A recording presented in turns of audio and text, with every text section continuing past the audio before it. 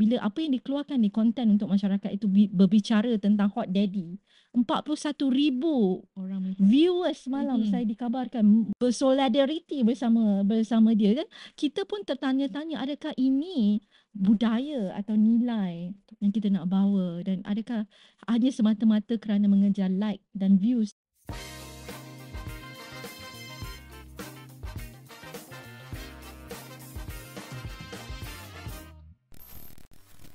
Okey, baiklah, hari ini kita berada di Sembang Wanita Extra dengan setup yang baru khas untuk pelihat-pelihat Mingguan Wanita, dan hari ini kita bersama dengan Puan Liana Marzuki. Sihat, Puan? Sihat, Alhamdulillah. Terima kasih atas jemputan. Okey, Puan, kita nak buang masa lah. Kita terus ke topik kita pada hari ini, iaitu konten di social media. Kita tengok sekarang berlambak, ada lambakan content creator. Semua nak menjadi content creator.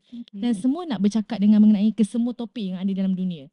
Tapi Puan, saya nak tanya sendiri kepada Puan kan, macam bagi saya Puan juga merupakan seorang content creator. Puan pun ada podcast sendiri kan. Bolehkah kita bercakap tentang kesemua benda yang ada dalam dunia ni tanpa ada sebarang had? Okay, terima kasih. Saya rasa bila kita bercakap tentang hak mengeluarkan konten, kita bercakap juga tentang hak kebebasan bersuara. Okay, ya? Freedom of speech, freedom of expression, memang itu haknya yang termaktub dalam perlembagaan. Cuma di dalam perlembagaan juga mengatakan hak itu tidak mutlak.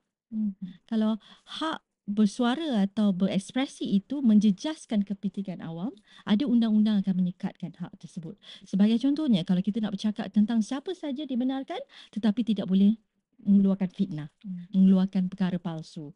Kalau ada fitnah, perkara palsu atau penipuan, undang-undang boleh diambil ke atas kita.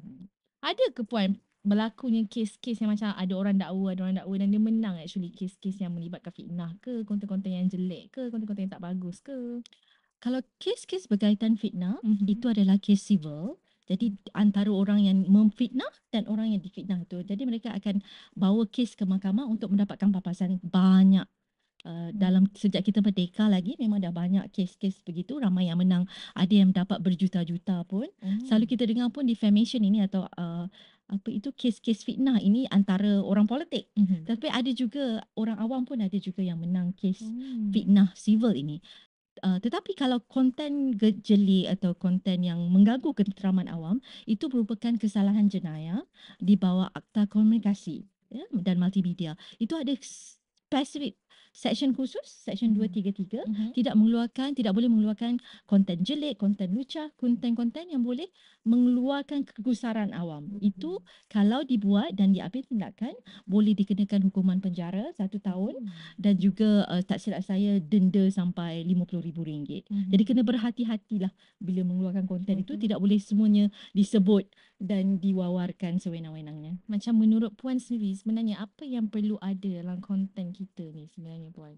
Bila kita tengok sekarang, even hal apa macam topik-topik yang tak perlu ada pun dibuat sebagai podcast. Contohnya baru-baru ni kita dengar salah satu guest yang dijemput adalah Hot Daddy yang baru muncul kan dalam Malaysia ni. Jadi benda macam tu benda yang tidak membawa kepada faedah pun sebenarnya untuk diwar-warkan kepada orang luar. So menurut Puan sendiri, konten apa yang perlu kita ajar pada rakyat Malaysia sebenarnya? Saya rasa kita perlu seimbangkan, ya. Kalau konten kepada masyarakat, kita tidak boleh kata hanya perlu ada konten intelektual sahaja, ya. Memang perlu ada konten intelektual, tetapi juga perlu ada konten hiburan. Kita nak release tension masuk social media, kita bukannya nak bekerja dalam tu kan. Kena seimbangkan jugalah. Saya tak kata semata-mata konten intelektual, tetapi kalau ada konten hiburan, kena ada tanggungjawab dan amanah. Sebab apa saja konten yang kita letakkan di luar sana akan kekal dalam internet selamanya until dikeluarkan. Jadi kalau kita buat perkara bodoh, perkara fitnah atau perkara-perkara yang boleh merosakkan minda kanak-kanak, ia akan kekal di situ. Jadi saya rasa yang perlu ada, boleh hasilkan konten-konten hiburan, konten sukan, konten intelektual, tetapi perlu diterapkan dalam pembuat konten itu, amanah mereka itu. Apa yang mereka nak bawa, mesejnya. Sebabnya kena fikir bukan saja subjek komersial. Sebab sekarang ni semua orang buat konten untuk mendapatkan duit. Seolah-olah ada yang anak saya tanya anak-anak saya, anak saudara nak jadi apa? Nak jadi YouTuber. besar nak jadi YouTuber, itu sampai jadi satu kegilaan. Tak nak bekerja, nak jadi YouTuber, nak jadi content creator.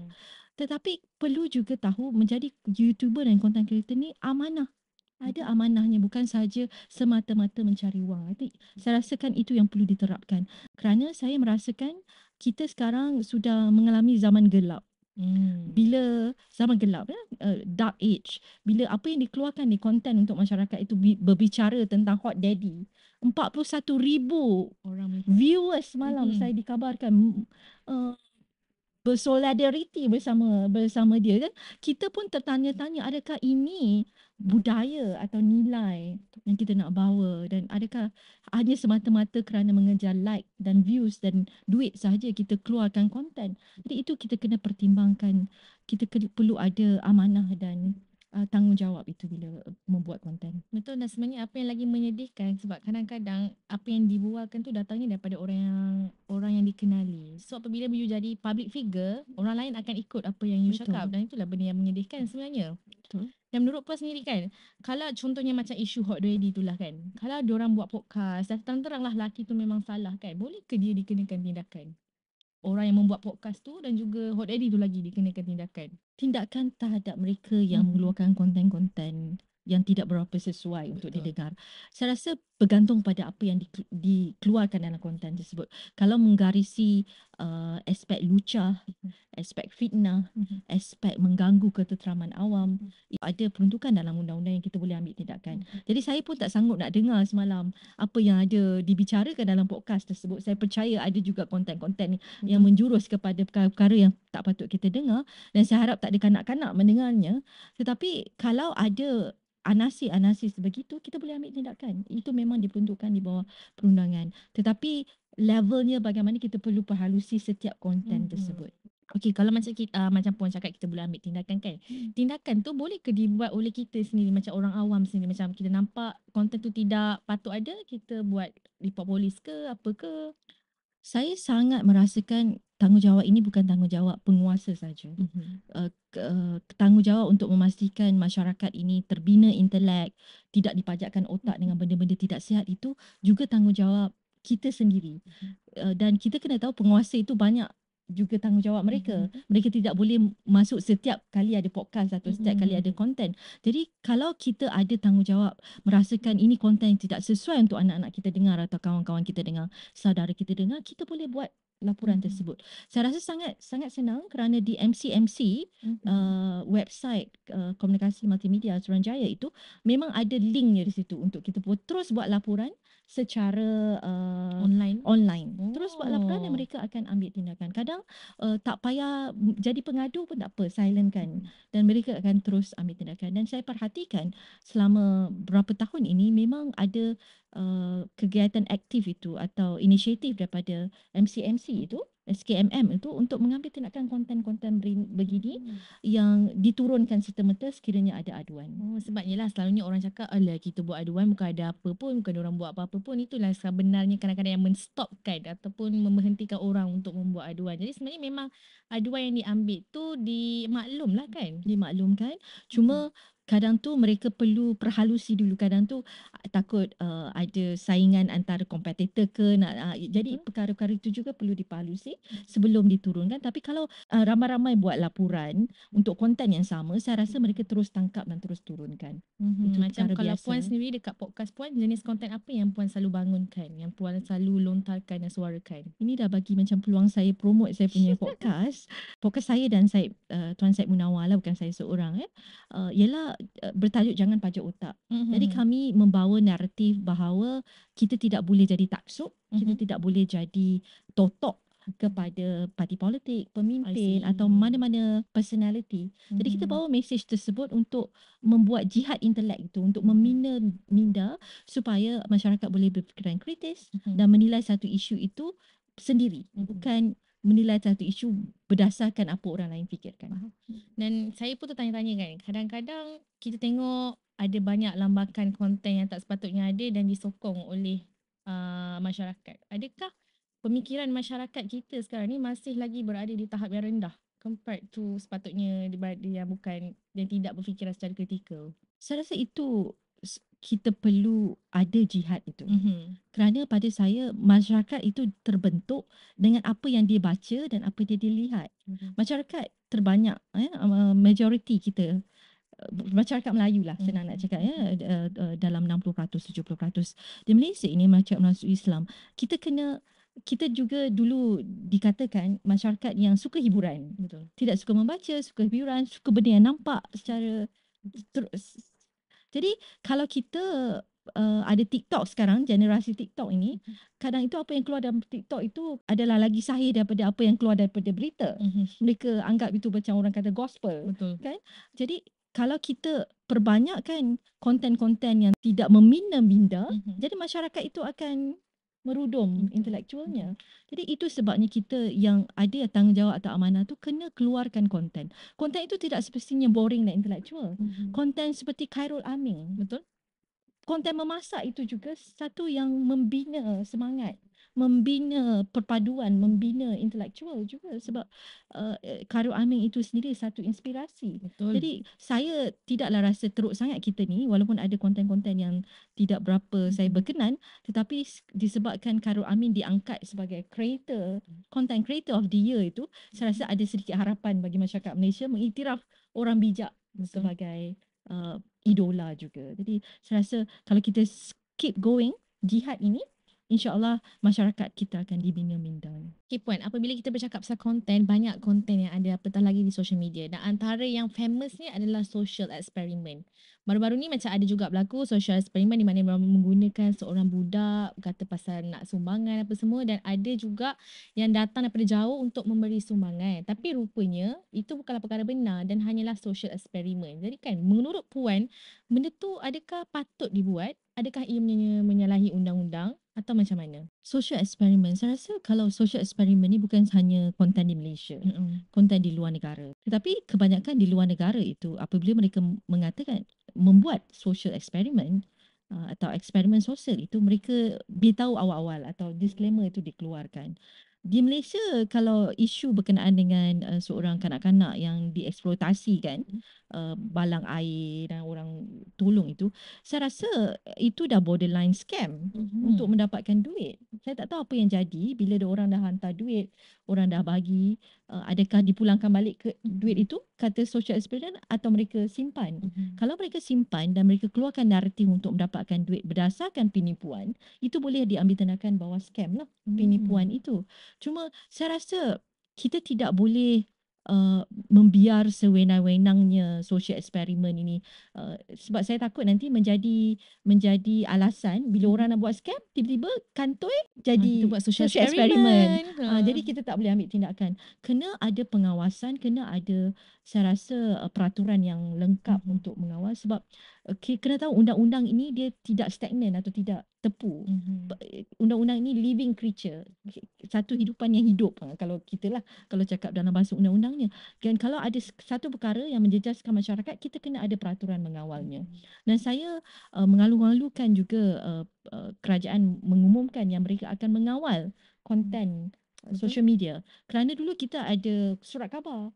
Surat khabar dulu pun kita kawal supaya tidak menjejaskan minda masyarakat, tidak mengeluarkan nasihat-nasihat yang tidak baik. Jadi it's about time, memang bertepatan masanya kita mengawal social media untuk tidak menjejaskan masyarakat, tetapi jangan pula di abuse lah atau disalahgunakan untuk tujuan politik, itu semua kita tak nak lah.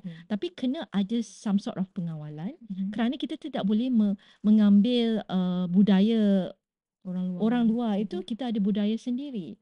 Kita tidak boleh kata terbuka semua pun nak tayang dalam konten, semua pun nak diperkatakan dalam konten media sosial sebab Malaysia pun ada budaya timurnya yang perlu dijaga dan perlu diperhalusi dan ditetapkan supaya tidaklah semata-mata semua konten pun boleh dikeluarkan. Jadi macam antara social experiment ada juga yang menggunakan kanak-kanak. Jadi patut tak, wajar ke benda tu berlaku? Kanak-kanak dieksploitasi hanya untuk views. Daripada segi undang-undangnya, kalau kanak-kanak itu dibayar kerja, saya rasa ada isu implikasi undang-undang. Kalau dia bekerja bawah umur tu dibayar. Kalau tiada, saya rasa bukan daripada segi perundangan tapi daripada segi moralnya. Bagaimana anda menggunakan kanak-kanak untuk menghasilkan konten dan meraih duit. Ya, semata-mata kerana view. So saya rasa kita kena lari jauh daripada melihat social media ni hanya lubuk duit. Kita kena guna teknologi yang ada social media ni bukan semata-mata komersial, tetapi kalau ada ramai content creator yang menganggap social media ini boleh dijadikan platform untuk mengangkat minda masyarakat, mengangkat nilai, mengangkat budaya dan mengeluarkan konten-konten ke arah tersebut, tidak semestinya intelektual, mungkin kisah-kisah teladan, kisah-kisah perpaduan, perkara-perkara begitu dibawa, saya rasa kita ada satu tindakan secara beramai-ramai itu bukan saja mengharapkan kerajaan, kita sendiri boleh mengangkat budaya yang baik itu. Dan puan rasa boleh ke, berjaya ke content creator di Malaysia yang sekarang yang ada ni untuk memproduce lagi banyak konten-konten yang lagi bagus? Saya Percentage kepercayaan tu. saya merasakan rakyat Malaysia ni sangat kreatif. Kalau kita tengok di luar negara, even di Hollywood, ramai kita punya rakyat di sana yang membantu sektor kreatif. Kita punya sektor animasi juga diterima baik di Indonesia. Betul. Saya percaya orang Malaysia ini kalau diberi ruang dan peluang, mereka sangat kreatif menghasilkan benda yang baik. Cuma kita ada budaya sekarang yang budaya yang tidak baik itu. Yang kita nak quick solution, kita Betul. nak duit secara tepat, kita nak famous dengan laju. Jadi itu saya rasa budaya yang perlu ada juga intervensi daripada kerajaan, daripada sistem pendidikan, sistem dan lain-lain. Tetapi kalau kita bersama-sama menjayakannya, saya percaya banyak je konten creator di Malaysia ini yang bagus. Yang saya pun tengok kadang masakan, cerita, kongsi pasal Zaman-zaman dulu. zaman-zaman dulu, sejarah, banyak yang bijak pandai. Dan saya perhatikan mereka pun mendapat view yang banyak. Betul. Juga pasal ekonomi, pasal sejarah, pasal isu antarabangsa pun ada juga marketnya. Tapi saya tak rasa kita promosikan secara besar-besaran. Apa yang saya harapkan kalau ada persatuan content creator di Malaysia yang bergerak secara bersepadu untuk promosikan budaya intelektual, budaya nilai, budaya sasiah yang baik itu, mungkin kita akan dapat lagi banyak konten-konten yang baik. Okey puan, dulu waktu-waktu kecil puan cita-citanya sebagai seorang apa? Nak jadi apa? Peguam. Peguam. Itu kita tanya orang dulu. Kalau kita tanya pada orang zaman sekarang, awak nak jadi apa? Salah satunya nak jadi YouTuber macam puan cakap ni. Nak jadi content creator. Sebabnya diorang terpandang melihat content-content creator kat luar sana yang menampilkan kekayaan diorang.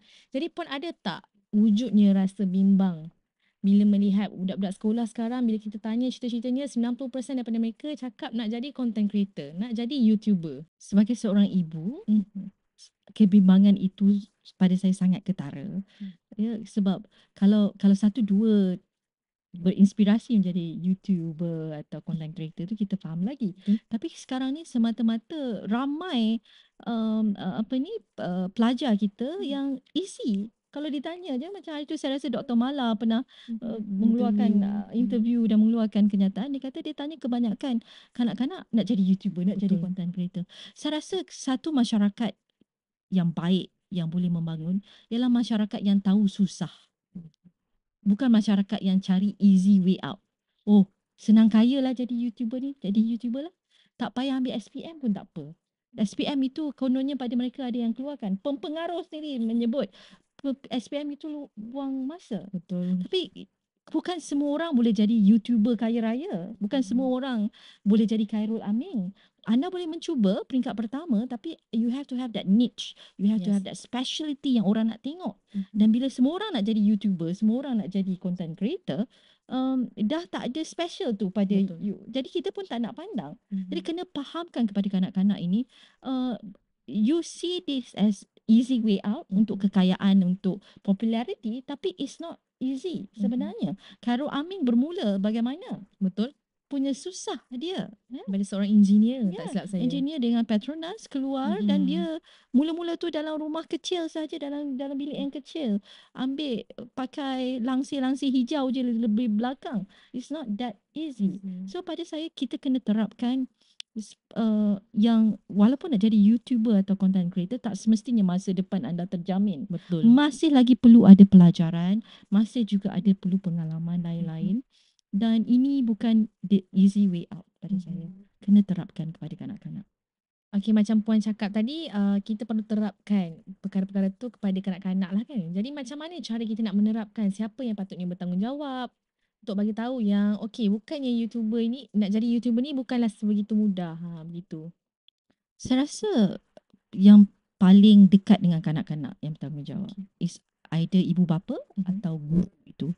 Dan saya tengok di TikTok sekarang pun banyak juga konten guru-guru menari-nari bersama pelajar dan sebagainya. Kita it's okay, pada saya kita tidak bolehlah terlampau rigid atau terlampau keras. Mereka nak buat konten begitu tidak mengapa, tapi kalau guru juga boleh promosikan atau boleh menggalakkan pelajar-pelajar ini, selain daripada menari, apa kata you buat cerita Rasulullah?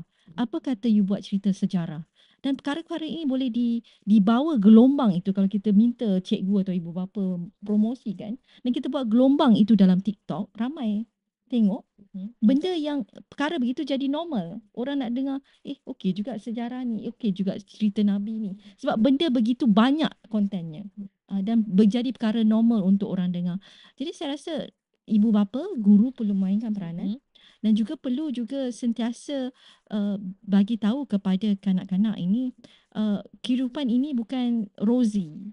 Ya, bukan macam dalam YouTuber tu semua cantik dan semua mewah, semua kehidupan yang mereka akan hadapi itu akan susah. The world is cruel. Kita kena beritahu mereka awal-awal. Kita tidak boleh bagi mereka terawang-awang dengan apa yang ada dalam media sosial. Nanti takut nanti mereka tidak mempunyai persediaan diri untuk menghadapi dunia sebenar. Kerana pada mereka dunia sebenar itu ialah dunia YouTuber itu. Yang segalanya cantik belaka. Jadi itu peranan ibu bapa dan guru saya rasa sangat-sangat penting. Okey Puan, soalan terakhir saya. Mungkin Puan ada beberapa nasihat yang Puan boleh beri kepada content-content creator dekat luar sana yang bahawa apa yang mereka cakapkan tu tak semuanya boleh diwar-warkan ataupun diletakkan di social media dan di public. Okey, saya rasa daripada segi pengeluaran content creator atau konten di media sosial, kita patut galakkan. Galakkan mereka berkreatif, berekspresi. Mereka kebanyakannya content creator ni di bawah umur 35 tahun, majoritinya. Kita patut galakkan orang muda kita berekspresi. Tapi berekspresilah secara beramanah dan bertanggungjawab. Bukan hanya untuk tujuan mendapatkan duit dan komersial. Itu pertama. Yang keduanya, di bawah undang-undang ada beberapa sekatan yang mereka perlu tahu. Sebagai contohnya, di dalam bawah Akta SKMF, Section 233, tidak boleh mengeluarkan perkataan jelik atau ekspresi yang boleh mengguris orang lain. Jadi kalau anda membuat bully cyber juga, boleh diambil tindakan.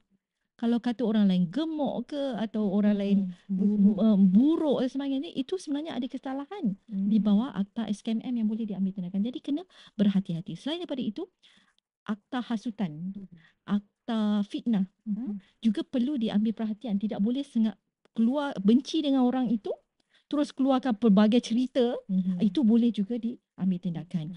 Yang ketiganya saya rasa kena beritahu banyak-banyak Akta hasutan berkenaan dengan raja dan yang di-Pertuan Agong. Kadang orang muda kita ini bila politik ni dia suka membawa emosi. Orang politik, parti politik ni dia suka meningkatkan emosi. Jadi kadang orang muda kita terbawa-bawa dengan emosi itu dan kadang itu mengeluarkan hasutan-hasutan yang sampai nak meruntuhkan institusi raja, mengutuk raja, menghina raja. Itu janganlah buat. Janganlah dikawal emosi itu oleh orang lain yang masuk penjara nanti diri sendiri. Jadi ketiga-tiga itu kena berhati-hati ketika nak menjawab isu politik atau menghurai isu politik, kena kawal emosi. Jangan terbawa-bawa. Dan yang daripada segi hiburan, daripada segi bercakap dengan orang lain juga perlu dikawal supaya kita tidak terperangkap dengan peruntukan undang-undang yang boleh dipenjarakan atau kena bayar pampasan. Faham? Yang boleh saya konkludkan dengan perbincangan kita pada hari ini pun adalah tak semua apa yang kita nak cakap tu adalah baik, perkara yang baik, dan kita juga sebagai seorang content creator kenalah memberi informasi yang betul dan juga informasi yang berguna lah kepada masyarakat. Betul tak Puan? Betul sangat. Okey Puan, terima kasih sebab meluangkan masa dengan kita hari ini di Sembang Wanita Extra. Kita berjumpa lagi di episod yang seterusnya. Terima kasih. Assalamualaikum.